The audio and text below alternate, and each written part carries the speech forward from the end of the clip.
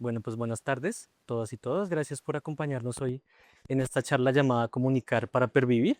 Esta charla la hacemos en el marco de la Semana de la Independencia, que está llena de otros tipos de actividades, charlas, talleres que les invitamos a poder consultar también en nuestras redes sociales.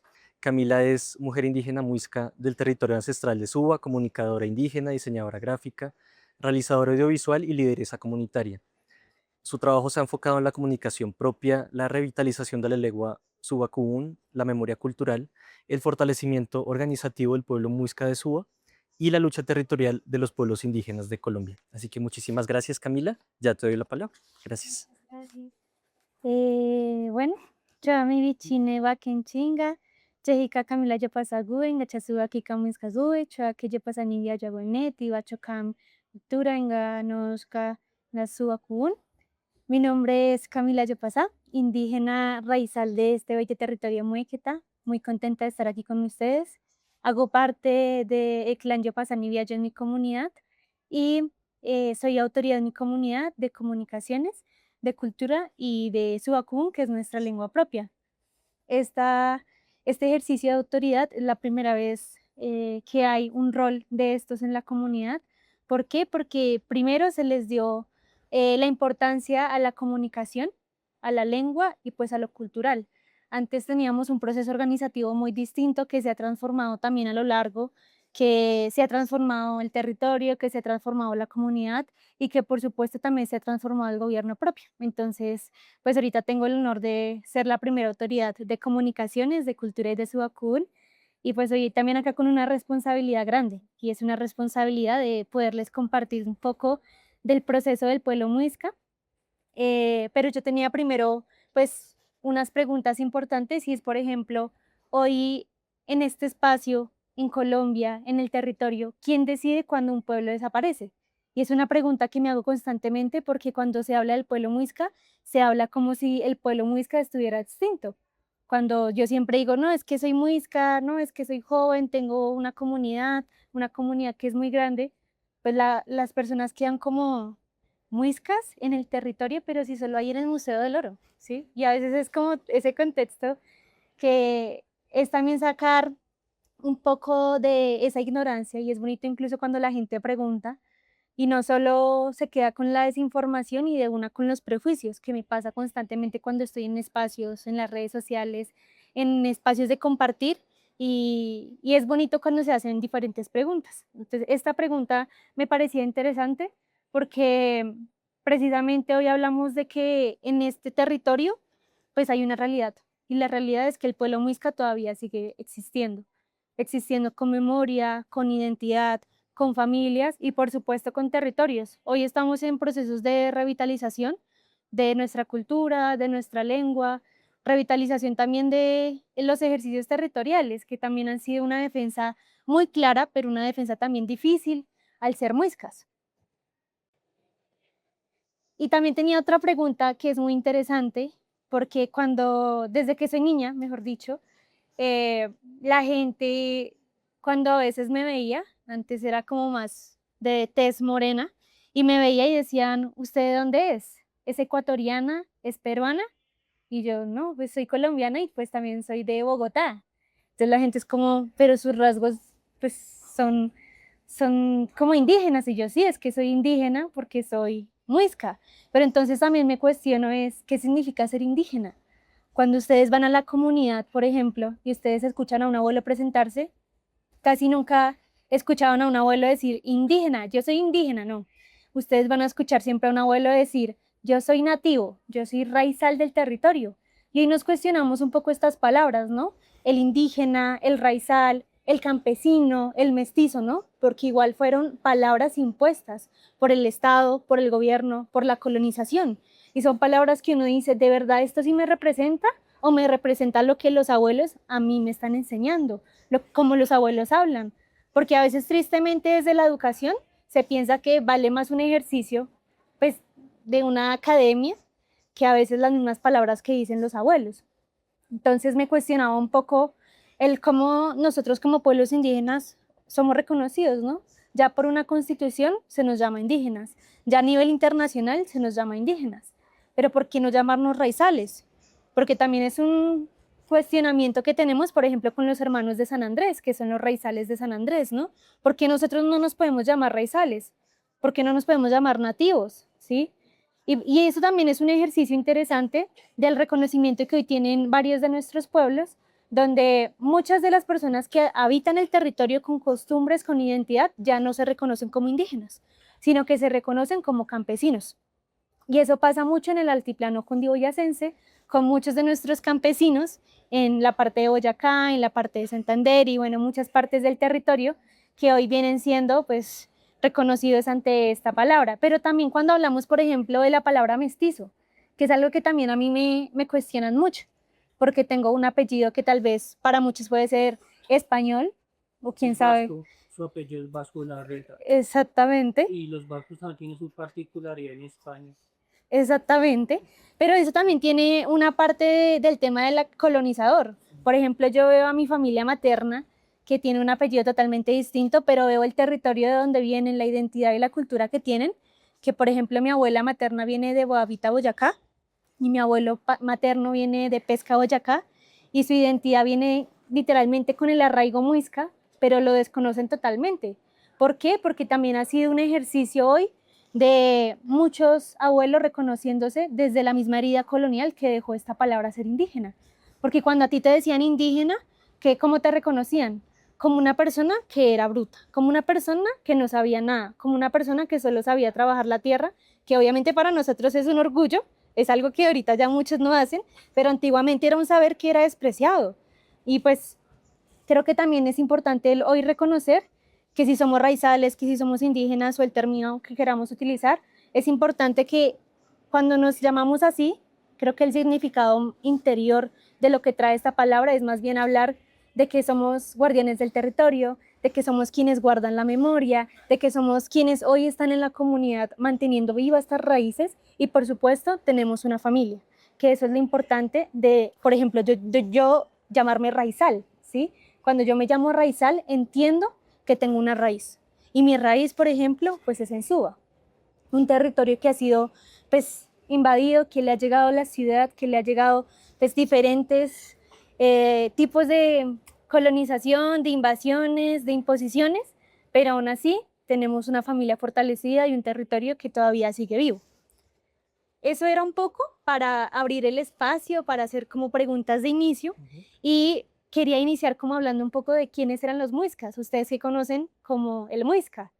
Por ejemplo, tenemos las minas de sal, por ejemplo, tenemos el Museo del Oro, tenemos el tema de la orfebrería, las vasijas, el tejido, la astronomía, el tema de la agricultura, que también era algo importante, el tema de la sal, el tema de la cerámica y por supuesto el tema de los diferentes minerales, como lo es hoy el oro. Entonces quería como mostrarles un poco este mapa, que fue un mapa que se mostró de cómo estaba ubicado antiguamente, como en ese tiempo cuando llegaron los españoles, antecitos, cómo estaban ubicados los territorios del pueblo muisca y cuáles son, por ejemplo, sus ríos, sus sitios sagrados y cuáles eran, pues, específicamente los territorios. Algo muy particular que tiene esta imagen es que está dividido en dos colores, ¿no? Entonces eso también tiene algo que nos quiere evidenciar algo. Y es algo que vamos a hablar más adelante, pero quería mostrarles esto.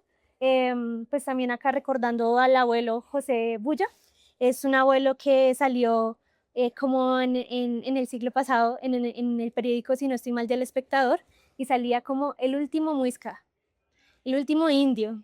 Y es un abuelo que sale en unos videos que yo agradezco mucho el ejercicio de la comunicación porque él sale explicando pues cómo creció en Suba. Y pues según esa noticia era el último. Pues es bonito también recordarlo. Entonces ya hablando un poco de lo que les estaba hablando del mapa, según el tema de la arqueología, pues se habla también de tres tipos de periodos o etapas que tuvo el pueblo muisca. Entonces hablamos primero del periodo herrero, que este fue las primeras poblaciones, el primer como comunidad que llegó al espacio, se empezaron a organizar, empezaron a crear comunidad y también empezaron a ser los antecedentes directos de hoy el desarrollo muisca. Fueron los que iniciaron todo el tema de educación, de procesos que hoy pues reconocemos en varios espacios cuando los vemos, por ejemplo en el Museo del Oro, cuando vamos a diferentes territorios, que encontramos diferentes, por ejemplo, temas de cerámica, tema de barro, tema de orfebrería, que uno ya reconoce, por ejemplo, pues este tipo de cosas, estos fueron los que iniciaron como tal este tema. Por ejemplo, ellos fueron los que en Soacha, no sé si vieron que hace como 2 años, el Barón del Sol fue tapado. Entonces, los que estaban en el periodo Herrera fueron los que hicieron estas pictogramas, allá, por ejemplo, en Soacha, el Barón del Sol, que fue tapado tristemente. Y ya cuando seguimos hablando del Muisca temprano, encontramos, por ejemplo, que ya empieza a crear más familia, empiezan a crearse más comunidad, empieza a crecer más la población y por eso aumenta la agricultura, aparecen ahora los cacicazgos, que era lo que les quería como contar, y empieza precisamente a hablar un poco más esta producción de cerámica y tejido. Y por eso acá vemos la diferencia de los colores, porque estaba el cacicazgo del Zipa y del Saki, que era como estaba dividido el territorio en ese tiempo.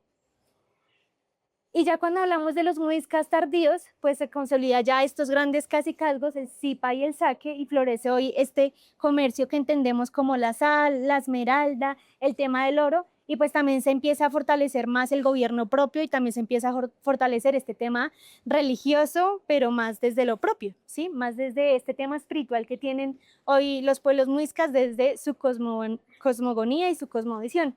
Pero entonces, hablando de estas etapas y si de pronto quisieran profundizar más de esta información, pues también es interesante entender que estos son los muiscas del pasado, ¿sí? Y se me hacía interesante contarles esto porque cuando hablamos de los muiscas la gente piensa de solo los muiscas que habían antes. No hablan de la actualidad, no hablan de los muiscas que existen ahora. Y por eso es que colocaba esta frase acá, que estas categorías precisamente fueron creadas por arqueólogos, por personas investigadoras, científicas, pero no significa que hasta 1537 existió el pueblo muisca. Por el contrario, o sea, se funda Bogotá en 1538 y todavía se sigue manteniendo el pueblo muisca. Entonces acá hablamos precisamente de este periodo de la colonización. Y cuando llega este periodo de la colonización, que no solo nos quitaron la tierra, la identidad, el orgullo de pronto de pertenecer al territorio, también nos empiezan a quitar, por ejemplo, la lengua. A nosotros como pueblo muisca nos prohíben la lengua. Y ustedes dirán, pero entonces si les prohibieron la lengua, ¿cómo hacen hoy para revitalizar la lengua? ¿Cómo hacen para aprenderla? Eso es algo que les voy a explicar más adelante, pero son preguntas que muchas personas se hacen, ¿sí? Porque si de pronto ya no hay hablantes vivos, ¿cómo uno hace para aprender una lengua? ¿Sí? También está el tema de la espiritualidad, porque obviamente ahorita hablamos del sincretismo, el sincretismo de que muchas de nuestras comunidades y específicamente en nuestra comunidad existe hoy que muchos abuelos son católicos o cristianos, ¿cierto? Porque se metió la colonización con la imposición de la religión, con el catolicismo, con el cristianismo, y pues ahora en pleno siglo XXI ya no se ve con esa misma ideología de imposición, sino que más bien ya se ve como la religión de muchas de nuestras comunidades. Por ejemplo, lo comparo con el pueblo que está allá en la Amazonía, en el Putumayo, con el pueblo Inga o Kamchá, que ellos son unas personas muy devotas al tema católico, a la Virgen, pero así como nosotros lo somos, pues también estamos hablando, por supuesto, de Chiminigagua, de Bachué, de los elementales, del agua, del viento, de la tierra, ¿sí? Y eso también hace parte de ese sincretismo, que muchos lo critican, muchos ya cuestionan, y más al ser jóvenes, que ya no estamos tan arraigados a este tema de la religión, decir, ¿por qué seguir recordando esta violencia y esta colonización que vivimos y que vivieron nuestros ancestros y seguirla utilizando en nuestra cotidianidad con una religión? Pero también acá hablamos de ese respeto que ahora le tienen los abuelos, ¿no? Mientras muchos, por ejemplo, relacionan a la Virgen María con una cacica, con una líder indígena, ¿sí? Que esa es la representación de la Virgen para nosotros, Bachué, la que emergió de la laguna, la que pobló el territorio. Pues también, por ejemplo, a San Isidro Labrador, que también es una persona que desde la figura religiosa para nosotros era pues Chiminigagua, ¿sí? Entonces eso también es importante reconocerlo, porque hoy también en nuestras comunidades es una realidad ver cómo transformaron muchas historias, y por eso yo colocaba acá, por ejemplo, a la cacica de Sutatausa, que es una, allá le dicen la Virgen de Sutatausa, pero para nosotras es una cacica, o sea, ustedes la ven y es una virgen morena con una manta propia muisca, con símbolos propios, y que tan solo con el color de la manta demuestra su nivel de jerarquía.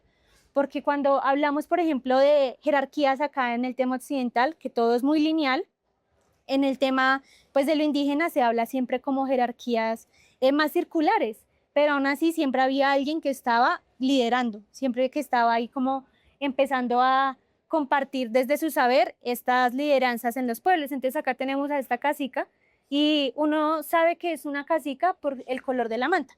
Entonces el color negro en los tejidos era un color muy difícil de sacar porque pues los colores típicos era que el violeta, el rojo, el verde, por mucho el azul, el café, pero un negro puro era un color muy difícil de sacar. Entonces acá demuestra precisamente ese nivel de poder que tenía esta mujer y por eso hicieron esa transformación, ese tema del sincretismo, de decir, esta es su cacica, adórela, ella es la virgen. Ya después fueron cambiando el término cacica a el término virgen y pues así se quedó allá, por ejemplo, en Sutatausa. Y pues también es importante hoy reconocerlo. Y acá tenía esta pregunta, entonces, ¿por qué seguimos aquí? ¿Por qué seguimos acá en el territorio si, por ejemplo, llegó el tema de la religión acá a este espacio? ¿Sí? Si, por ejemplo, el tema del alimento también fue prohibido, si, por ejemplo, el tema de la chicha, que sabemos que estamos acá en un punto cercano a donde es un punto donde se toman pues mucha chicha, chicha que yo no la veo tan original, de pronto si la hicieran como la hacen los abuelos, digo, bueno, sí. Pero, por ejemplo, eso también hace parte de la imposición y eso no fue hace mucho. O sea, el tema de la chicha, por ejemplo, fue con la llegada de la cerveza y como también fueron transformando ese tema de la llegada de la cerveza y decir que la chicha era para brutos, que te entorpecía, que te volvía bobo y ver cómo también esos prejuicios que empezaron a meter, que tiene que ver con lo que mencionaba anteriormente, con el tema de reconocerse como indígena. Y pues acá quería decirles que nunca dejamos de existir porque fue una lucha por el reconocimiento. Y esto es como un contexto primero así muy básico de lo que fue la historia pasada. No me quería tanto centrar ahí, pero tenía que darles ese contexto también para de pronto los que no conocen, para poder entender, por ejemplo, lo que han sido las luchas actuales.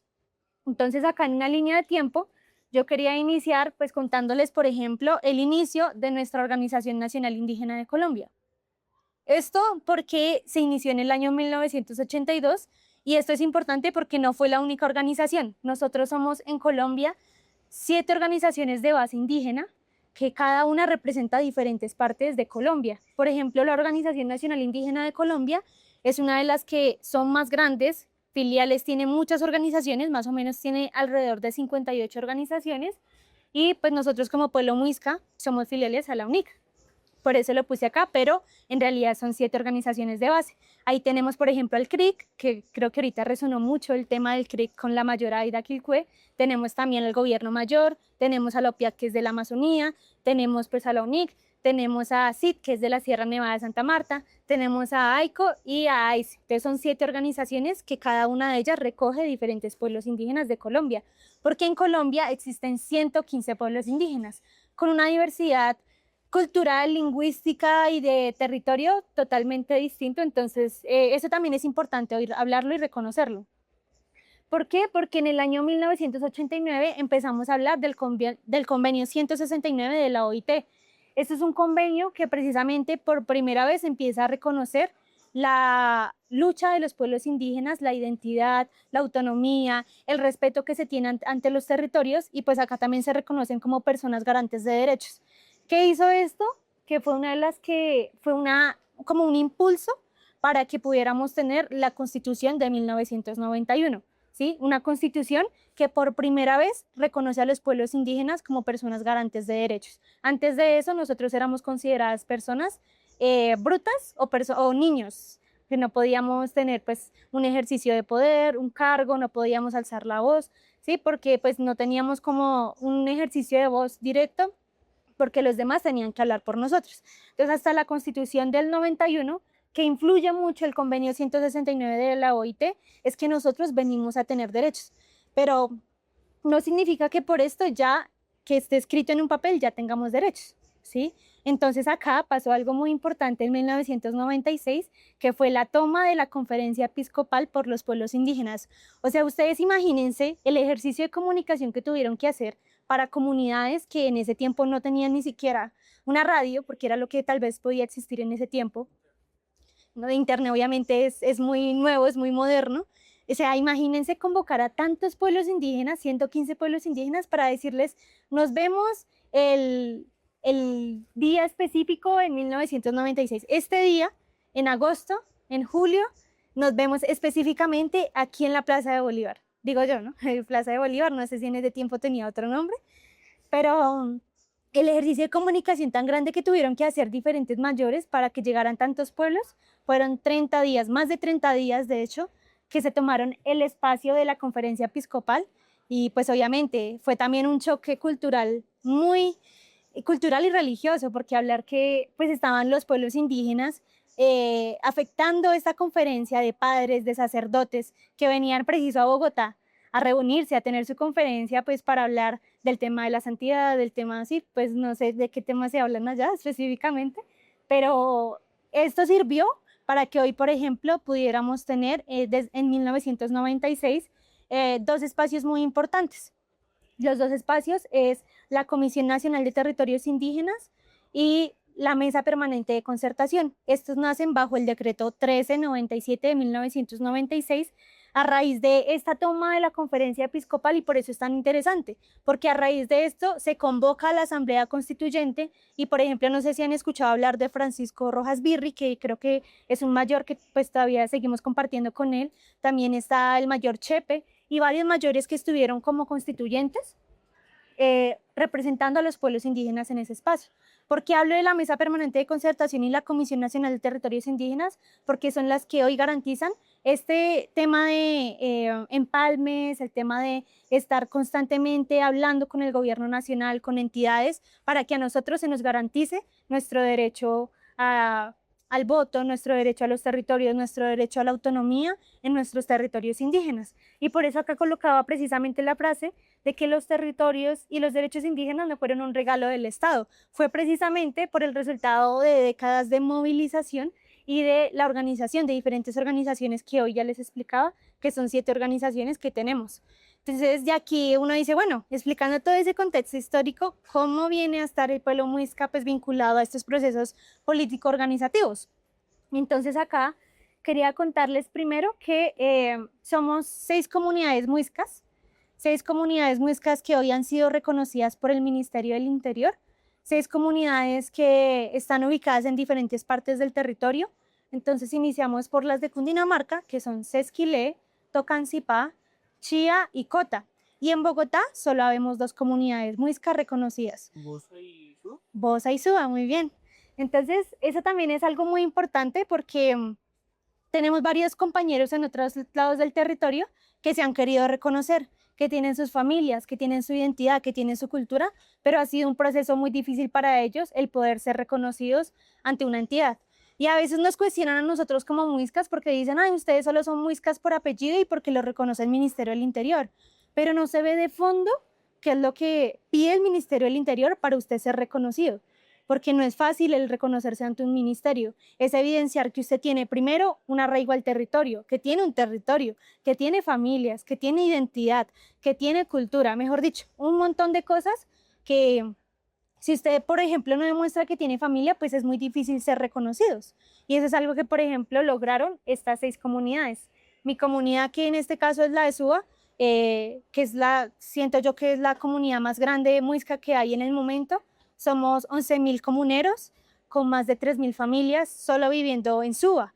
Eso significa que todavía seguimos viviendo y habitando el territorio, pero todavía no se reconoce, todavía hace falta pues el entender que los muiscas todavía existimos en el territorio. Y por ejemplo, acá quería hablarles un poco de la situación territorial. ¿Por qué les contaba sobre la MPC y la CNTI?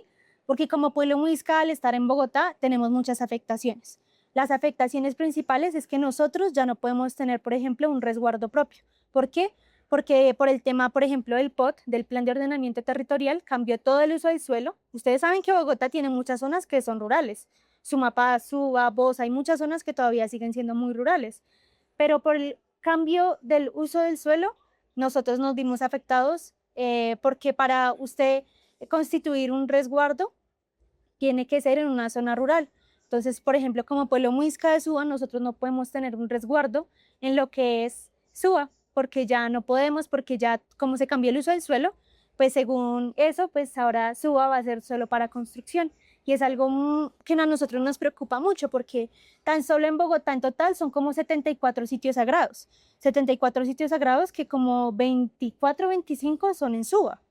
Son un montón de sitios sagrados que ahorita como pueblo muisca pues estamos constantemente en ese ejercicio de defensa, de guardianar, de defender cada uno de los espacios que tenemos, por ejemplo, tan solo pasando la calle. Y aquí hablamos, por ejemplo, del humedal Tibauyes, un humedal que ha sido afectado también a raíz de la alcaldía de Peñalosa, que lo destruyó, lo convirtió en una piscina, y muchos de los animales que habían ahí, la fauna, la flora, fueron destruidos y talados. Esa fue una afectación muy grande que hubo al humedal, y cuando nosotros hablamos, por ejemplo, de los humedales, incluso el río Vicachá que llega acá a Suba, porque el territorio en el que habitamos es un territorio de agua. Al estar en la sabana de Bogotá, precisamente, aunque acá ya se acabe el río, por debajo sigue conectándose, y el río llega a lo que es el humedal, los diferentes humedales que hay acá en todo el territorio de Bogotá, y lo que desemboca en el río Bogotá. Y esta es una frase que se me acabó de llegar, que lo dicen los abuelos, y es precisamente: como están sus aguas, está su gente. Y es una frase que dicen los abuelos porque también nosotros tenemos que cuestionarnos cómo está hoy nuestro río Bogotá. Está contaminado, está lleno de basura. ¿Cómo está nuestra gente? Está llena de envidia, de codicia, de temas capitalistas que solo piensan en desarrollo, pero ¿por qué no hablar de desarrollo protegiendo los territorios y los sitios sagrados, por ejemplo? Y ha sido, por ejemplo, una lucha constante como pueblo muisca, pero hoy también tenemos otro tipo de lucha, por ejemplo, el tema de la discriminación al ser indígenas, porque al ser muiscas, también hay muchas personas que desde su amor a la comunidad, desde su amor a la historia del muisca, pues también se reconocen y afectan pues este proceso que tenemos como muiscas, porque ellos al reconocerse como muiscas, a veces hacen cosas que no son tan buenas, traen problemáticas al territorio, por decirlo así, y quien se ve afectado por sus actos, pues es como tal el pueblo muisca. Esto no ha generado solo discriminación ante la sociedad en general, sino también ante los mismos pueblos indígenas. Cuando ustedes le dicen a los pueblos indígenas, ay, el muisca, siempre va a decir, o la gran mayoría dice, este tipo de prejuicios como: no, son hippies, los muiscas ya no existen. Y también hay una discriminación constante por los mismos pueblos indígenas que ha sido también de demostrar tristemente a nuestros hermanos que nosotros sí seguimos teniendo identidad, que seguimos teniendo cultura, pero también ha sido difícil, porque si nosotros mismos no nos organizamos y no nos unimos, pues también es un ejercicio difícil de poderles demostrar a los demás que seguimos existiendo con identidad y territorio. Y acá también hablamos un poco de la reparación histórica. Cuando hablamos del pueblo muisca, ya de por sí, ¿cómo se reconoció? En 1991 llegaron las primeras personas que dijeron: nosotros somos muiscas, somos raizales del territorio. De ahí fundaron la organización, el Cabildo Indígena Muisca de Suba. Esta organización ya va a cumplir 35 años este año, en octubre, 35 años de que se inició esta historia, pero yo no puedo desconocer un proceso que ha sido importante, y es el proceso de las mujeres, porque mientras en esos inicios eran muy pocos los hombres, porque los hombres preferían vender sus tierras por un trago de cerveza, por un trago de chicha, porque decían: yo doy las escrituras de mi casa y ya después pago, y a la final terminaban perdiendo sus tierras.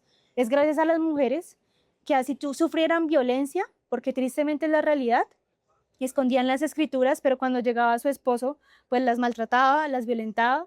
Pues gracias a ellas es que hoy tenemos territorio, tenemos varias partes del territorio que han sido resguardadas por ellas. Pero no solo por eso, sino también hoy también somos reconocidas gracias a las mujeres, es porque gracias a la danza, a la música que ellas hicieron, por ejemplo, se venían acá a la plaza central, que está acá en la Plaza de Bolívar, y venían a danzar, y venían a cantar, y venían a compartir de esta identidad, del tejido, del alimento, y ahí empezaron estos primeros reconocimientos a que existía un pueblo raizal.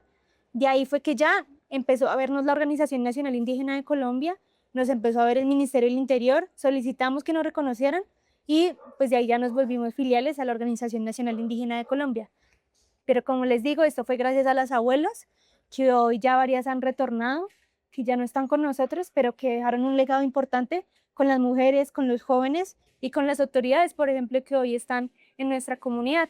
Y por acá yo he dejado una frase importante y es el caminar entre dos mundos, porque el pueblo muisca hace eso. El abuelo Gonzalo Caviativa siempre nos dice, nosotros como muiscas ya estamos en dos mundos, entre dos fuegos. ¿Por qué? Porque estamos en el fuego propio, de reconectar, de visibilizar, de revitalizar estos procesos que son propios del pueblo muisca, pero también, por ejemplo, estamos acá compartiendo con ustedes, estamos en una universidad, estamos en diferentes espacios que para muchos sería contaminación occidental, porque pues para muchos como pueblos indígenas dicen no puedo utilizar celular, no puedo utilizar redes sociales, usted ya no es indígena porque tiene ejercicios de comunicación. Y por eso es que me gusta mucho esta frase que dice el abuelo, de caminar entre los dos fuegos. Y por eso acá ya hablamos de la comunicación. Y la comunicación propia y heredada precisamente ha sido un ejercicio muy bonito, porque también ha sido un ejercicio de reconocer hoy a nuestras comunidades, de reconocer también, perdón, acá que estoy, se me olvidó sacar algo, me acordé. Ujú. Entonces, hoy ha sido importante la comunicación, por ejemplo, para esto, porque si ven acá, pues este es un personaje que tenemos en la comunidad que se llama Chunsin, un personaje que creé sin pensar que iba a hacer algo tan significativo en la comunidad y que hoy es el que enseña, por ejemplo, el tema de la lengua, es el que enseña el tema de la comunicación, es el que hoy representa la cultura y por eso lo traigo acá para que también nos acompañe. Cuando hablamos de la comunicación propia, estamos hablando de estos ejercicios como la tradición oral, tradición que sigue viva en nuestro pueblo. Es impresionante escuchar a los abuelos cuando cuentan las historias que tal vez yo nunca podré escuchar porque el territorio ya no es el mismo.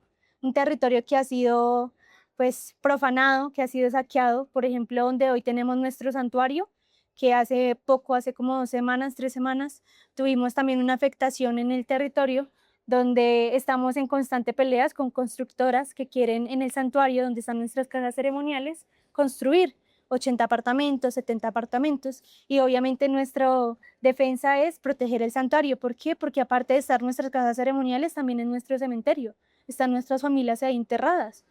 Por ejemplo, la parte de la mitad del cerro, no sé si conocen el Parque Mirador de los Nevados. Sí. El Parque Mirador de los Nevados, antes de ser un parque, fue cantera, y antes de ser cantera, era nuestro sitio sagrado porque era un cementerio. Por ejemplo, es uno de los sitios sagrados que no pudimos proteger, pero que ahí todavía siguen habitando familias propias del territorio. Lo triste es que ahorita estamos en esos ejercicios de lucha porque a nosotros nos llaman invasores. Alrededor de nosotros hay personas estrato 6 que se creen dueños de esa parte, así sean de forma ilegal porque no tienen un papel constituido de que sean dueños de este espacio. Y por ejemplo, con el tema del santuario, pues hace 3 semanas sufrimos amenazas donde asesinaron a muchos de nuestros animales en el territorio y fue una afectación muy difícil porque mientras nosotros intentamos resguardar la vida, proteger nuestros hermanos mayores, nuestros animales, pues las personas obviamente los violentan como forma de amenaza y mensaje para nosotros por proteger el territorio. Entonces aquí en el tema, por ejemplo, de la oralidad es proteger eso, proteger estos espacios vivos, aulas vivas, donde nos enseñan nuestros abuelos las historias interesantes del territorio. Por ejemplo, escuchar a un abuelo decir que existía una cadena de oro que te pegaba si te emborrachabas, si te portabas mal. Por ejemplo, escuchar a un abuelo decir que existía una gallina de oro o un pato, no se sabe si es una gallina, un pato, que existía en el humedal y que si alguien entraba con malas intenciones, pues nunca salía del humedal, se ahogaba. ¿Sí? Por ejemplo, escuchar una historia como en Catacoa, que era un cacique que le gustaba estar de fiesta ahí en la plaza de Suba y que llegaron los colonizadores y lo cogieron y lo amarraron porque era el símbolo de la fiesta, porque era el símbolo de la felicidad para la comunidad. Y llegó una gran lluvia y lo ayudó a salirse de estas ataduras y cuando se fue subiendo al santuario, donde hoy conocemos el santuario de la casa ceremonial, se fue convirtiendo en un zorro. Y en el santuario tenemos cuevas y dicen los abuelos que las cuevas, por ejemplo, conectan con los diferentes territorios, así como las lagunas. Nosotros como pueblo muisca tenemos 3 mundos: el mundo de arriba, el mundo del medio y el mundo de abajo.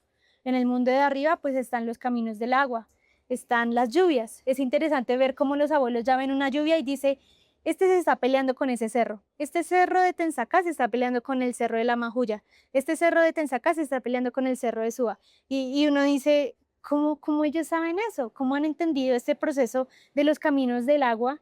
para ya darse cuenta que hay incluso un tema de historias, como lo digo, de peleas incluso de amor, porque son historias que cuentan los abuelos de peleas de amor, de que el cerro le fue infiel a una y después se metió con otra y así son las historias que cuentan los abuelos, eso también hace parte de la tradición oral. Y por ejemplo en el tema pues de la tierra, el tema de la agricultura, el tema de los camellones, pero por ejemplo el tema del mundo de abajo, que el mundo de abajo es donde hoy se conservan los encantos, de donde salen por ejemplo los tunjos, los moanes, los que guardianan el territorio espiritualmente. Entonces de ahí hablamos de la oralidad, por ejemplo. Cuando hablamos del tejido, hoy es un proceso muy bonito que tenemos en la comunidad. Hoy tenemos en la comunidad una escuela que se llama Chijus Huesca, una escuela que hoy revitaliza estos procesos ancestrales y heredados de la comunidad. Y, por ejemplo, ahí tenemos una de las clases de los tamu y se llaman lengua, que se llama tejido. Otro que es la música, por ejemplo. Siento que uno de los ejercicios más importantes para aprender la lengua ha sido la música, un proceso que ha sido también de empezar a traer lo propio, porque a veces cometemos el error de utilizar músicas que son de otros territorios, por ejemplo la música andina, que es más del territorio del sur de Colombia, pero no es música propia, que es lo propio para nosotros, por ejemplo el surrucuzungo, el torbellino, hoy ya se ha transformado en la carranga, ¿cierto? Entonces empezar a traer estos sonidos propios, pero como por ejemplo uno llega a escuchar sonidos propios del territorio, si uno dirá, no, ya es una transformación, ya fue algo quien lo impuso. Pues por ejemplo en Suba tenemos al abuelo Abraham Caviativa, que una de sus hijas o nietas, en este momento se me va exactamente quién es de la familia, conservó uno de los capadores, que es como un chiflo, no sé cómo llamarlo, una zampoña, como para que me entiendan, pero es un específico en Suba. Tiene unas medidas exactas, unos sonidos exactos, que uno ya reconoce que era el instrumento ancestral de Suba. Y de ahí es que hoy se recupera el surrucuzungo, que el surrucuzungo también viene de una hematopeya, ¿sí? Entonces surrucuzungo, surrucuzungo, surrucuzungo, ahí ya suena incluso el mismo sonido ancestral del territorio.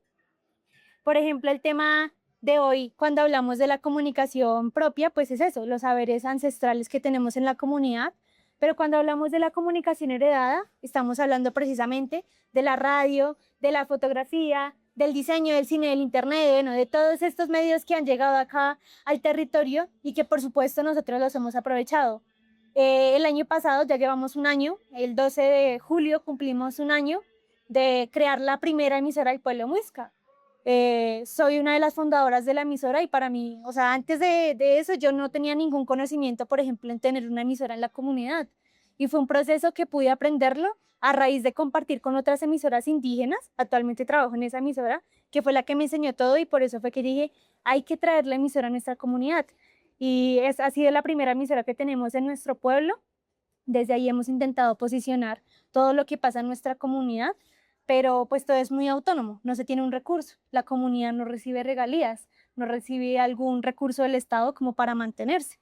Entonces, bueno, eso en parte de la radio. Hoy también la comunicación ha sido importante porque, por ejemplo, en la pandemia, pues fue un momento muy duro para todos. La pandemia se llevó a muchas personas importantes y con ello, por ejemplo, para nosotros en la comunidad, pues retornaron muchos abuelos con muchos conocimientos que tristemente los perdimos, ¿sí? Muchos conocimientos que tal vez ya no podamos recuperarlos. De ahí empezó un ejercicio más propio donde empezamos a ir a visitar a los abuelos y ver también esa realidad en la que los abuelos viven. Mientras uno sale todos los días de su casa, visita, conoce, ve cómo está el territorio, muchos abuelos todavía tienen en su memoria que están en el 2000 y que el territorio sigue así porque casi ni salen de la casa. O si salen es de la casa al hospital y no pueden ver vivamente el territorio. Entonces también ellos tienen muy presente lo que era antiguamente el pescar, el comer de la tierra, el rebuscarse la papita, el tener sus propias huertas, que también ha sido una lucha que tenemos en la comunidad porque hoy tenemos muchas huertas en nuestro territorio, pero a los abuelos que tienen sus huertas, por ejemplo, les quieren cobrar más impuestos. ¿Qué hacen los abuelos? Pues vender sus casas o vender su huerta o quitar su huerta porque les cobran más plata y obviamente de dónde van a sacar más plata. Y pues también hablamos acá del tema de NOSCA. NOSCA es nuestro equipo de comunicaciones que hoy se consolida en la comunidad como el primer equipo de comunicaciones. De ahí es que nace precisamente mi proceso. Yo tengo un proceso alrededor de 7, 8 años ya en la comunicación, una comunicación que fue sin de pronto buscarlo, fue más como el querer compartir de pronto o aprender, porque pues acá uno nace con un saber de pronto más desde lo que ve, desde lo que comparte, pero en el territorio o lo que pasa en la comunidad es que uno aprende desde lo que uno va haciendo, es en el hacer, ¿sí? Por ejemplo, yo antes no era así hablando mucho. En la comunidad es que a mí me obligaron o me transformaron un poco para que yo pudiera compartir más estos saberes de la comunidad. Y por eso pues es un logro importante hoy el tenernos Oscar, porque ha sido reconocido no solo a nivel nacional, sino a nivel internacional. Hemos tenido ya varios premios internacionales de fotografía, de radio, de cine, que pues también evidencian que pues nuestro trabajo al menos ha tenido un proceso muy bonito. También tenemos el tema de Subacubún. Yo por acá les dejaba este, no sé cómo se llama, bueno, así pueden encontrar la página de Subacubún, en este caso, la página donde enseñamos la lengua de Suba, ¿sí? Porque hablamos que la lengua del pueblo muisca es la muiscocubún, la lengua de los muiscas. Pero cuando hablamos de la Subacubún es la lengua de Suba. ¿Por qué? Porque también cuando hablamos de la lengua, que acá eran las preguntas que teníamos antes, de cómo se aprendió la lengua en Suba, por ejemplo. Suba es una de las comunidades que más fortalecida tiene la lengua. ¿Pero por qué? Como una lengua que estaba dormida hoy está despierta. ¿Cómo la aprendemos? Creo que lo primero es hablar y entender que muchas de las palabras que nosotros utilizamos son de la lengua muisca y desconocemos que tiene esa raíz muisca. ¿Sí? Entonces, las primeras palabras que aprendimos fueron con nuestros abuelos, que todavía seguían utilizando palabras que ellos desconocían que venían de una raíz muisca. Por ejemplo, tan solo pensar en la palabra suba, por ejemplo, pensar en la palabra Bogotá, la palabra bosa y muchas otras palabras que utilizamos, por ejemplo, el cuchuco. El cuchuco para nosotros es una sopa, pero cuando lo miramos como tal en la lengua, cuchuco era la palabra para decir alimento. Y claro, tiene que ver con el tema del cuchuco porque es un alimento, pero se transformó esa palabra.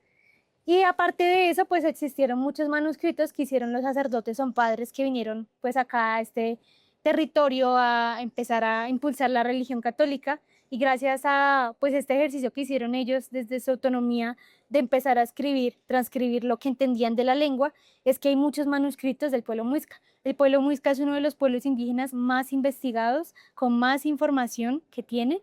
Entonces de ahí es que muchos de nuestros ayas es profesores en lengua muisca, pudieron revitalizar la lengua a raíz de sentarse con los abuelos y también a raíz de leer estos manuscritos, entendiendo, por ejemplo, que si yo decía cuchuco, que es la palabra que ahorita se me viene, o por ejemplo, si yo decía, se me fue la palabra, ¿cómo es el caldo que a muchas personas no les gusta de Bogotá? ¿El chango? La changua, muy bien. Sí, yo tenía la imagen, pero se me fue la palabra. Por ejemplo, esa es una palabra en lengua muisca, la changua, ¿sí? Que esto traduce chiengua, que es sal y agua, que era el caldo original. Claro, cuando ya llegaron los colonizadores y trajeron animales como la vaca, el cerdo, la gallina, pues obviamente muchos de nuestros alimentos cambiaron, porque ya la changua pues se le metió leche, que para mí está deliciosa, pero para muchos pues es de gustos y odios, ¿no? Pero, por ejemplo, entender eso, que por ejemplo nosotros decimos changua, pero al ver los manuscritos decía, no, esto es que significa caldo de sal y agua. Uno dice, oiga, tiene todo que ver, ¿sí? Entonces de ahí se crearon diferentes libros y cartillas que han sido investigados y creados, por ejemplo, por nuestra saya Nicole Torres Sierra, que es una de las profesoras de la lengua. Ella, por ejemplo, da cátedra en la Universidad Nacional de Colombia y ella enseña la lengua muisca. Ella es una de las promotoras de este tema de la revitalización de la lengua con el compañero Brent Romero y pues también con nuestro abuelo Gonzalo Gómez Caviativa, que es uno de los abuelos que desde inicios de que se fundó el Cabildo, pues ha estado siempre metiéndole al tema de la lengua. Y por supuesto también ha sido con intercambios de otras comunidades. Nosotros venimos de la familia lingüística chipcha, que yo creo que ustedes habrán escuchado este término chipcha. Los chipchas, los muiscas chipchas. Pero ¿por qué nos dicen así? Porque venimos de una familia lingüística que precisamente no solo estamos nosotros, sino varios pueblos indígenas. Por ejemplo, están todos los pueblos hermanos de la Sierra Nevada. Están los Wiwa, los Cowi, los Arhuacos, los Cancuamos. Vienen de la misma familia lingüística que nosotros como muiscas. También está, por ejemplo, en Antioquia, que están en los pueblos Gunadule, en Antioquia. También está, por ejemplo, el pueblo Uwa, que está casi que en la frontera con Venezuela, en la parte de Boyacá. Con los Uwa somos prácticamente hermanos, ¿sí? Entonces también entender que desde ellos también estamos aprendiendo la lengua ha sido un ejercicio muy importante y pues también ha sido importante no solo el ejercicio de la lengua, sino también el ejercicio de la comunicación, ¿sí? Cómo hoy nosotros también utilizamos esta comunicación para poder visibilizar, para poder mostrar a la gente que todavía seguimos vivos, que aunque de pronto desconozcan un territorio, que de pronto ya no tengamos el mismo territorio como los demás pueblos indígenas, que es irónico pensar que de pronto nosotros como pueblo muiscas ya tuvimos que pasar por la violencia, por el olvido, por el saqueo y hoy estamos pasando por el momento del despertar y la revitalización, pero muchos pueblos indígenas que tienen muy vivas sus tradiciones les da pena reconocerse. Muchos jóvenes les da pena reconocerse porque hablan su lengua materna, porque tienen muy vivo a sus abuelos, porque tienen muy vivo sus identidades, sus culturas. Pero nosotros como pueblo muisca, que siento que perdimos gran parte de nuestro arraigo a raíz de la colonización, porque nosotros somos un territorio muy distinto a todos los demás territorios de Colombia. A nosotros nos llegó la ciudad, a nosotros nos llegó precisamente la colonización. Acá en Bogotá se hizo la capital, ¿sí? Y siempre nuestra lucha va a ser distinta, porque acá mientras se concentran los ejercicios de poder, en otros territorios no pasa eso. Mientras otros territorios tienen que venir acá a exigir, nosotros ya estamos acá y ni nos ponen cuidado. Entonces también ha sido un ejercicio de comunicación importante para que hoy podamos seguir habitando este territorio desde nuestra autonomía, desde nuestra palabra y también desde la lucha que tenemos constantemente para que no nos destruyan el territorio. Y pues acá dejaba una palabra en lengua que es Muiscap Chihuanehue, que es sí que somos muiscas, y por acá dejaba algunas fotos de algunos abuelos de la comunidad, abuelos que pues ya no están, por ejemplo. Acá estamos en nuestro humedal, en el mes de septiembre tenemos nuestra festividad de la niña Huitaca, que es donde se entrega la luna de las mujeres, donde se entrega también la transformación que tienen los hombres y lo hacen con un pagamento. Los niños van ahí al humedal y en la parte pues de acá donde está la isla tenemos una muisa, una serpiente, que es la que guardiana este territorio y a ella se le entrega el pagamento. Entonces también es una festividad muy bonita. Acá también tenemos a varios abuelos que están ahí al frente del humedal, que muchos lo conocerán mal llamado Juan Amarillo, de pronto para... Y pues en realidad el nombre es el tío Abuches, muy bien. Por acá, por ejemplo, también tenemos a la familia, las familias de la comunidad visitando a sus ancestros en el cementerio, que para nosotros ha sido importante, porque por ejemplo cuando se pasó la avenida Suba, también se destruyó parte del cementerio y muchas de nuestras familias no sabemos dónde quedaron, se perdieron. Y pues siempre que tenemos una festividad, pues intenta siempre ir todos en comunidad a visitar a nuestros ancestros, a nuestras familias, a nuestros tíos, abuelos. Acá estamos en la emisora, bueno, yo no estoy en la foto, pero salen los abuelos, sale el gobernador de la comunidad. Esa es una emisora que ya en este momento no existe. Duramos un año con ella, pero ahorita tenemos nuestra casa propia. Por primera vez tenemos como Pueblo Muiscas una casa propia. Y pues esta estaba en la casa que teníamos como arriendo. Entonces tuvimos que destruir la emisora y próximamente estaremos de nuevo construyéndola para seguir compartiendo en este ejercicio de la comunicación. Acá tenemos a nuestros abuelos como siempre liderando las movilizaciones. Tenemos a las niñas Huitaca y por supuesto acá una foto muy importante de las nuevas generaciones, el relevo generacional, con nuestra abuela Blancanieves y la hija de una de las autoridades del Consejo de Mujeres, que pues muestra cómo también este relevo generacional, tan solo desde el canto, tan solo desde la medicina, pues se puede compartir una identidad y una cultura del pueblo muisca. Por ejemplo, acá tenemos diferentes pagamentos y partes del territorio. Este es el santuario, y que les digo que hoy está en disputa con constructoras. Acá tenemos nuestra casa ceremonial, donde hacemos nuestros espacios de armonización, de medicina. Acá estamos precisamente las autoridades en un espacio de entrega de bastones, de pagamentos, para pues ofrendar como el nuevo proceso, los nuevos ciclos que se vienen.